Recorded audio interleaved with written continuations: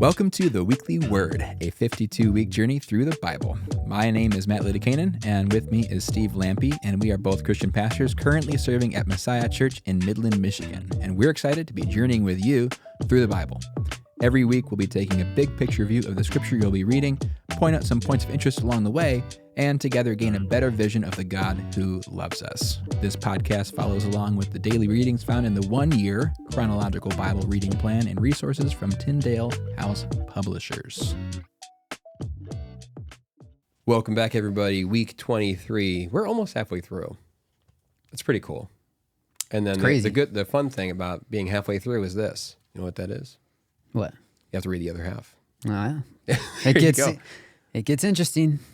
But we do get to pat ourselves on the back a little bit because we'll read 2 full books in 1 week. It's pretty cool. So Ecclesiastes and Song of Songs, get those knocked out pretty quick. So we're going to talk about Ecclesiastes and Song of Songs and what that's all about.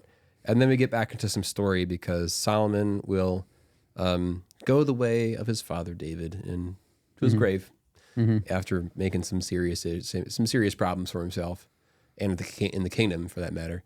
But let's not get ahead of ourselves. Okay. So day 1, you're going to encounter Song of Songs. Song of Songs is, it's just kind of a little, I don't know, why is it called Song of Songs? It's like the best song. That's kind of what the idea of Song of Songs. Song of Solomon is also called that. What do you think it's about? Is it about, Steve? Favorite book? my favorite book. No. It's about, so in general, it's about love. I think at the core of it is about love. The imagery that's unpacked there's definitely hints toward physical intimacy. Hints. More than a hint. It's clear hints about physical intimacy, the love between a man and a woman, and a wife, a man and a wife. And you can. There are some scriptures in there in which you can see the love of God, because even in the New Testament we are the bride of Christ. But I wouldn't say that the correlation is this is exactly about God's love for the body of Christ, because I think there are some very distinct details in here that are specifically relating to human relationship, and the appropriateness of it within the right context. The beauty of it within the right context, and honestly, God's creation and God's desire for mankind in the right context too, as well. So, yeah. I remember I was in like IHOP back in the day, International House of Prayer. I had some friends who really loved that ministry, and I kind of dabbled in it a little bit, but that was a big thing back in like 2009. I want to say, no, sorry, 2013. Yeah, in that realm. Sure. Late 2000s. And man, it was going after Song of Songs as if it was just always like abundantly clear that this is about Christ and the church. And I kept remember, I always felt like, I'm like, I see a little bit there. There's a little bit, but it's pretty clear too that this is I think this is it's pointing to God's creation and a gift that He's given God's creation, and the beauty of it, and the goodness of it, and the connection of it, and the need for it in the right context of marriage. And it's interesting that this would be something that Solomon would write. So in fact, actually, I watched the Bible Project. In fact, if anyone has ever kind of has some questions about this, I highly recommend the Bible Project for any questions you have about the Bible and the books, because they get these great outline videos, and the outline video for Song of Songs is pretty phenomenal, actually. But it kind of raises the question: Did Solomon write this? I don't know, because it doesn't seem he is actually not. I think he's actually a character in it, but he's not the speaker, not one of the. Not the male. Yeah, historically, I think a lot of people are like, Solomon probably wrote this. But and besides that, it's like this romantic call and response between a lover and his beloved, and it's very intimate and very, very monogamous. And we know, as we'll learn, we talked about this already, but Solomon had 700 wives of royal birth and 300 concubines. I feel like a poem like this, Yeah. unless Solomon had like a big favorite. Yeah, like But one even woman that then, was a it's favorite. kind of like, it's kind of loses its luster a little bit when it's Yeah. like How do you one reconcile of his- 1,000 though. Yeah. Yeah. Maybe he wrote a Reconciling lot of that those with what it poems. was. He just wrote a poem for everyone. Well, man, he'd be writing a lot then. Yeah. Yes, he would, but he did write a lot. did. So I don't think so.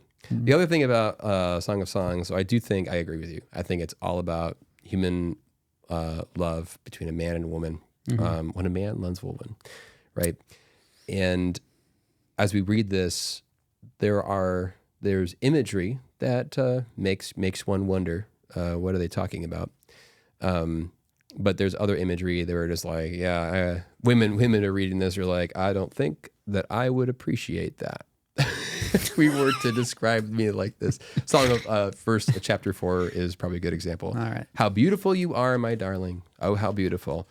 Your eyes behind your veil are doves. Your hair is like a flock of goats descending from the hills of Gilead. Yeah. Your teeth are like a flock of sheep just shorn, coming up from the washing. Each has its twin. Not one of them is alone. Your lips are like a scarlet ribbon. Your mouth is lovely. Your temples behind your veil are like the halves of a pomegranate. Your neck is like the Tower of David, built with courses of stone. On it hang 1,000 shields, all of them shields of warriors. Your breasts are like two fawns, like twins of a gazelle that browse among the lilies. And it's like, I mean, I'm just reading this even now. I'm just like, I'm not getting that at all. Yeah, I saw. So this is ancient Hebrew poetry. Remember, Yeah, that? absolutely.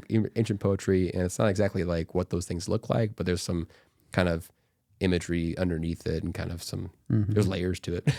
Yeah, really grasp I it. saw. I think it was quite a while ago. I saw a video of like a high schooler being like, "All right, man, I like this girl, and I think these are the lines that I'm going to be able to pick her up with." And he's talking to his friend, and he's like, "Go do it, man!" He pulls out, "Your teeth are like a flock of sheep just shorn, coming up from the washing." And the girl just smacks him. And it's just like, it's totally not relatable when you're reading this. Like, what does it even mean? Contextually, though, this would make sense to where the writer is understanding of. This is actually a compliment back in the day. This is was like a really hot pickup line for sure. Yeah. Say something more. Say something my more. darling. Okay. Speak more. Don't stop. Your neck is like the Tower of David. It's awesome. So, in any case, we've got it's a good poem and lends itself well toward a married relationship and the sexuality that one can enjoy with one's spouse in that situation. Moving right along, we have a little bit from 1 Kings, again, chapter 11. I already read this, that Solomon had 1,000 women in his harem. And lo and behold, as we discussed in a previous podcast, his wives turned his heart after other gods, and his heart was not fully devoted to the Lord his God, as the heart of David his father had been.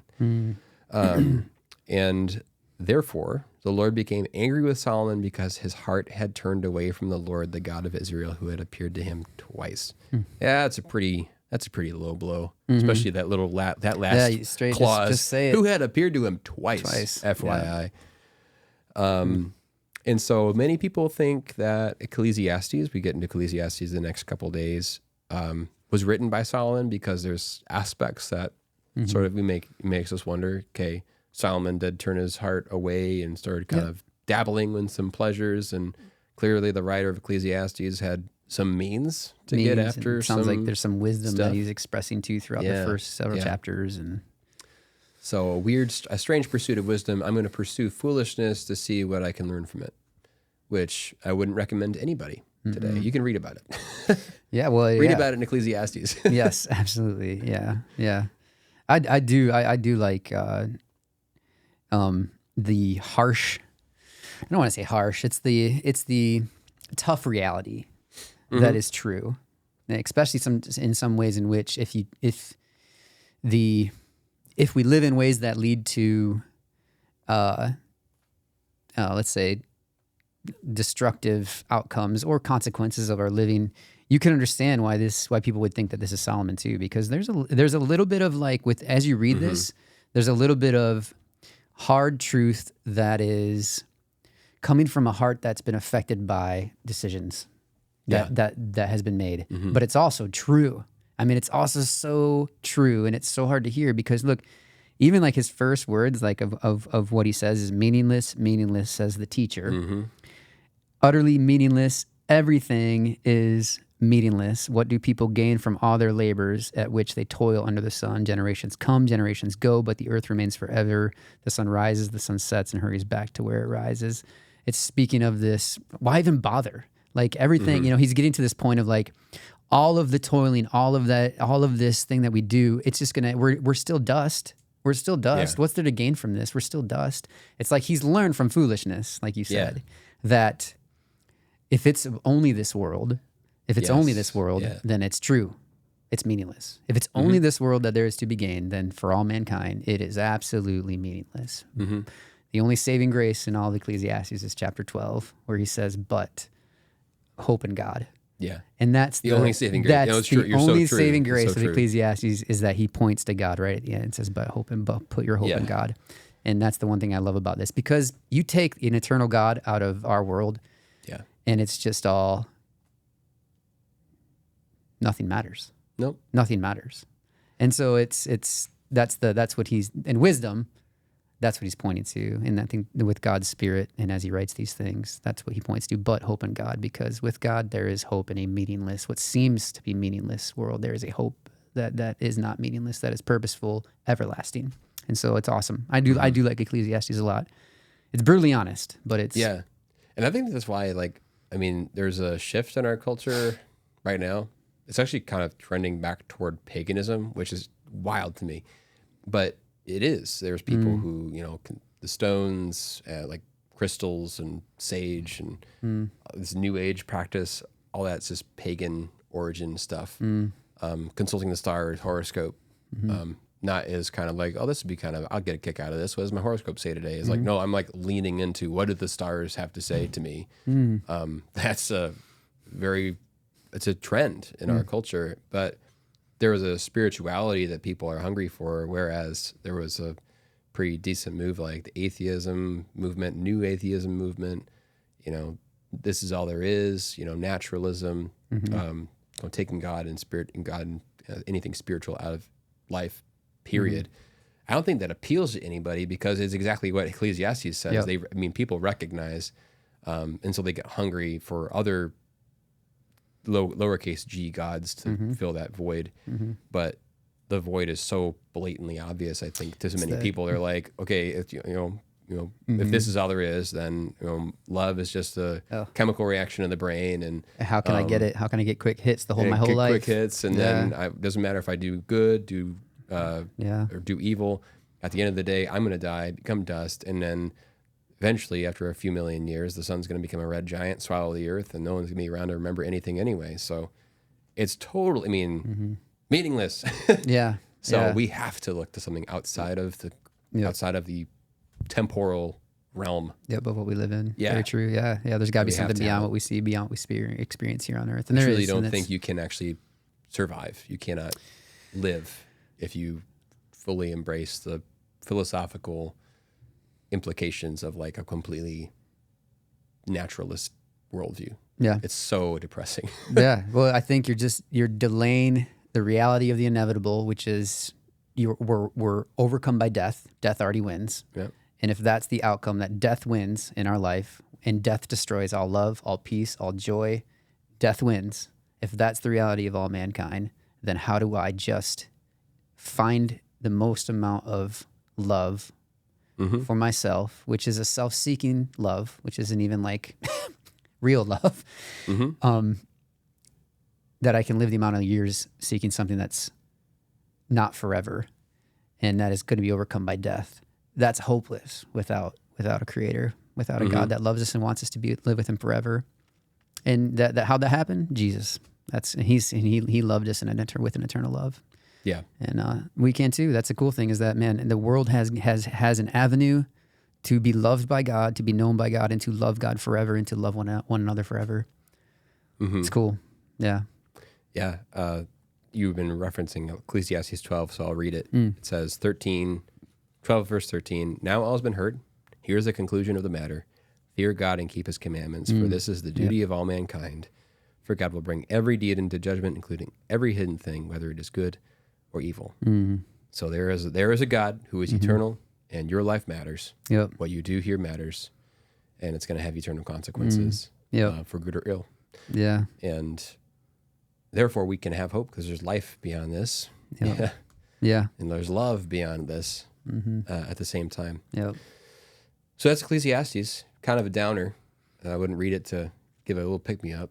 Yeah, the Maybe first just later in 11, chapter the 12. first 11 probably Yeah. not. I mean, it talks about it's like invest in the future. Why would you ever want to do that? That's just dumb. Yeah, You're invest in the like, future. This is not these are not the scriptures you want to bring to your financial advisor.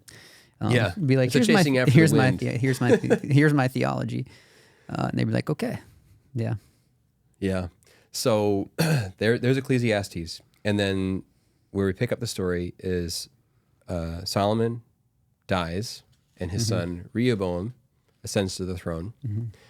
And the people of Israel have been conscripted. They've been conscripted laborers that were Israelite laborers. It was a bit heavy, a bit burdensome upon them. Solomon had a lot of building projects, built a temple, built a palace. yeah, And so they come and petition Rehoboam. They're like, hey, man, your father was kind of a slave driver a little bit. Could you back it off? And so Rehoboam's like, I'll give you an answer in a little bit. Give me some time to think about this. So he goes, talks to his wise advisors who advised his father Solomon. They're like, listen to the people. If you do exactly what they say, they'll listen to you, and they'll be yours forever, and they'll be very faithful and loyal. He's like, okay. And then I always like to say, he listens to he calls his college buddies over, the frat, his drinking buddies, yeah, the frat, and they're Call like, them Delta "God, Chi." what should I do, dudes? Yep. And they're like, say to them that my pinky finger is thicker than my father's thigh, which was just a weird way of saying I'm tougher than my dad ever was, real good John Wayne kind of stuff. Yeah. And he's like, my father scourged you with whips, I scourge you with scorpions. And he's like, which would he choose? What do you think did he choose? Yeah, and the people. He was the son of the wisest man in the world. What was his choice? Yeah, probably not that one, not the wise one. Not the wise choice. Yeah. No. So eventually, what that does is that splits the kingdom. This almost provokes a civil war. And so, 10 tribes of Israel are like, well, forget this guy. And they're like, and it's a 2-year tent, so Israel, and they all leave. So they pack up, and they're about to head to war, and 10 tribes against 2, and God sends a prophet to intervene, like, time out. This is not something that you should do. Do not kill your brothers. This is of the Lord. I charted this path, so don't take up the sword against each other. And so a crisis is averted by the prophet. But then the person that God had chosen to make king of Israel, his name is Jeroboam, and he is the first of all of the terrible kings of the northern kingdom. So think about there's two kingdoms now. There's the kingdom of Judah and the kingdom of Israel. There was once one realm, but now it's two. And so Jeroboam is king of Israel, and Rehoboam is king of Judah. And Jeroboam, he is like, this would be a great idea. Hear me out. Let's make 2 golden calves. There should be a major warning sign when you say golden calves. I mean, immediately you should be like, I think this happened in the past, right? If I remember do that this before? I I swear feel we've done like we've this. done this somewhere. Yeah. Let's do 2 of them though. Yeah, let's make some more. And it's actually the exact language used here to say, like when he says, and he made two golden calves, same as in the Exodus story. And so he says, and why does he do this? He's like, well, I don't want people from my kingdom to go down to Judah to worship God because then I might lose their allegiance. So I have an idea. I'll build 2 altars in the north and the south of my kingdom. So they're like, hey, go, you can worship God, but just do it here. Do it. Don't travel. I'll make it easy for you. And he started to get priests that weren't Levites. So he's kind of a double whammy. Yeah, he's starting to break quite a few God's commands that are, oh boy, that's not going to turn out well, right? No, it doesn't. So prophet of God comes to curse Jeroboam, and Jeroboam's like, after the prophet gives his word, Jeroboam's like, kill him. And then as soon as he like points at him, he's like, kill him. And as soon as he points his hand out, his hand shrivels up. Like that. It's intense. Like back at himself. Yeah, kill That him. would Oh, be no. quite. And the image to altar see he that. was sacrificing on splits in half. Yeah. It's this really dramatic moment. And so we have this really harsh moment, and it's the beginning of the end for Israel. After this, Yeah. Israel has no good king. There are like a couple good kings in Judah, but Israel had not one. Yeah. Yeah. No, and I think in progression wise, I think they just continue to get gradually, like you said, worse than the previous one. I know Ahab is spoken of as the worst that Israel has ever had in Scripture and with the Jezebel story. But I think what you look at is anytime you have a people or a nation that's united, and you have division that is man-made, man-caused, man-centered division, and you try to stay together, it's so hard for that nation, for that tribe, or for Israel in this sake to come together, because what happens is so much power. People want power, so the North Kingdom and the Southern Kingdom, they both want to reign in some way, right? And so now you compromise, you build calves, you start to make decisions that are not godly. Like, okay, now we're just going to let Levites. There's this gradual like degrading of the nation as when the people divide, and the oneness is taken away. And I just say that is very true today as well. It is. But we don't have to look super far to where we are at now, even as our own like culture, as our own country, the decisions that we make now, the directions that we often see or hear about now, it began when people started hating each other for their differences. And then eventually what happens in the unity, and I'm not even talking like spiritual, I'm just talking about like in a human sense, right? Yeah. So there's always that break between those that are of Christ and those that are not. And you have the saved, the saints of God, and you have those, the lost, right? There is that spiritual divide. You're a child of God or you're not through Jesus Christ. You're either a child through him or you're not. The only way to become the privilege to be a child of God is through Jesus. There is that divide. But even in a sense in which Israel was functioning, that divide began. That the downfall began when there was a divide of people and of the country. And so you can see, like even now, there's just a gradual progression of division that we see even in a human worldly sense that happens. And unfortunately, it all comes back to spiritual issues in mankind. Everything that we go through is a spirit. It is within. It's a spiritual issue that divides mankind. And so, it's just something that even as you look around at our time and every day, our goal as the body of Christ is not to push people farther away from us.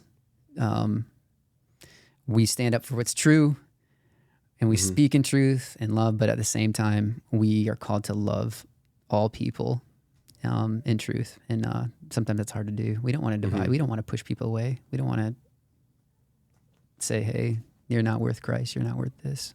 We should be of all people one that say, I know in which the depths I've fallen, and God's loved me and saved me, and he can do the same for you. So get rid of all the other junk that would divide us, all the other stuff, and just see people for who they are as Christ created them, image of God. So No, that's really good. What ends up it's just a bummer. We talked about Jeroboam just now, and the division you were describing, and how that just kind of signals so much spiritual brokenness too. We would hope that Judah be better, and it is moderately, but so Israel becomes disobedient, and we shift. How's Judah doing?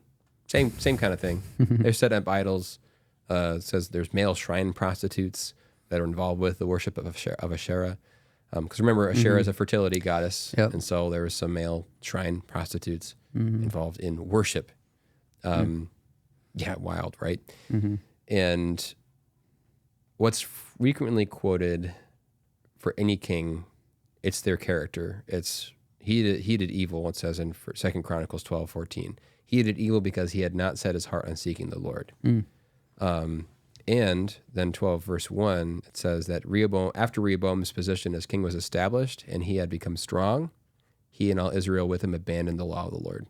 So it's like, man, do we see that today in spades? Absolutely we do. So like, I'll use God until I'm going to use God to establish myself. And then once I'm good, I'm not going to pray. I'm not attending church. Life's great.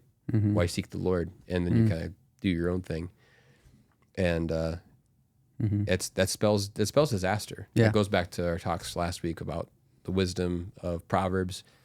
That's the foolish thing to do. And it's a mixture. I think in today's culture, especially recording this in an election year, we have a government that's by the people, for the people, of the people.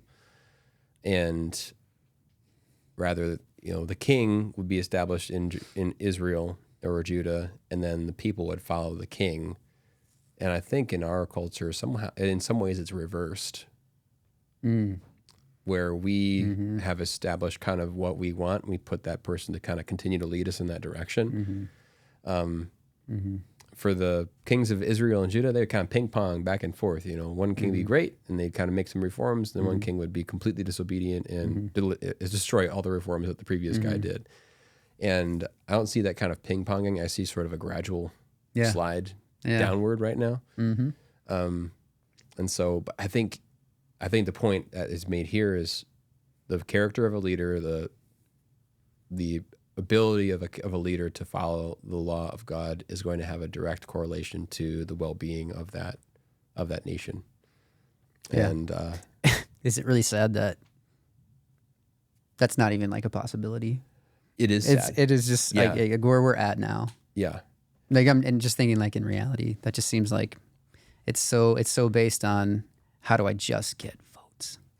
What do I need to say to just get say whatever votes? you say? Say where you like where's God in all of this? Where is God in all this? So what song is that?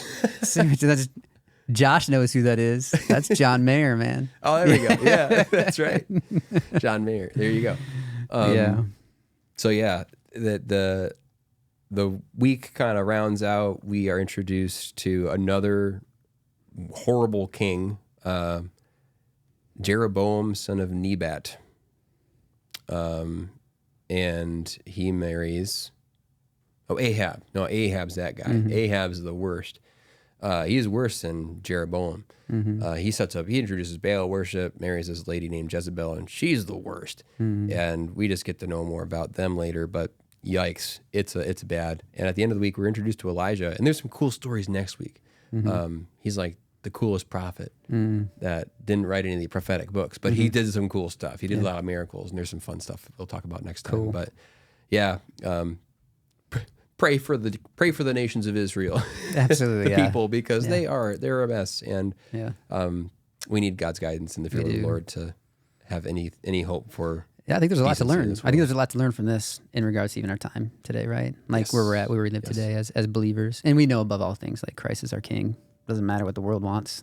He's ours. So he's our King. He's our leader. He's our God. So yeah, let's stay there in our hearts, because the last thing we want to do is do what they did is stop seeking Him.